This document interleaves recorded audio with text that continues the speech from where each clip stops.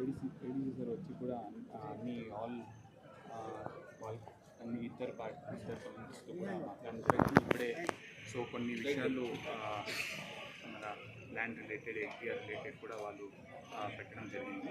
దాంట్లో కూడా మనం అన్నీ నోట్ డౌన్ చేశాము. సో విక్టిమ్ మన దాంట్లో మన హాస్పిటల్లో ఉంది.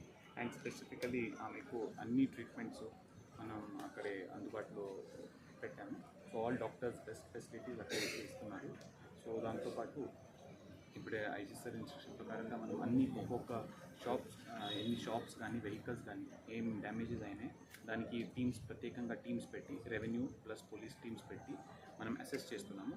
అది ఇమీడియట్లీ మనం గవర్నమెంట్కి పంపడం జరిగింది. ప్రాథమికంగా ఎంత మనకు ఇప్పుడే జస్ట్ టీమ్స్ స్టార్ట్ చేసాము. జస్ట్ అసెస్మెంట్ నడుస్తున్నాయి.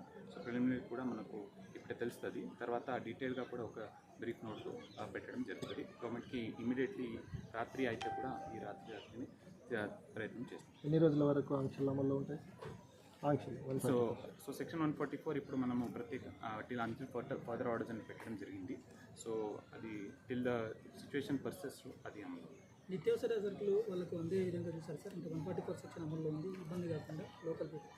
Yes, definitely. సో పోలీస్తో మనం కోఆర్డినేట్ చేస్తున్నాము. సో ఆల్ షాప్స్ అక్కడక్కడే ఓపెన్ ఉన్నాయి. సో వాళ్ళు అక్కడ మార్కెట్స్, ఒక్కొక్క మార్కెట్ ఈరోజు మార్కెట్ కూడా ఉంది, థర్స్డే మార్కెట్స్ ఉంటాయి. ఆ మార్కెట్స్ ఈరోజు జరగలేదు ఒక్కొక్క దగ్గర.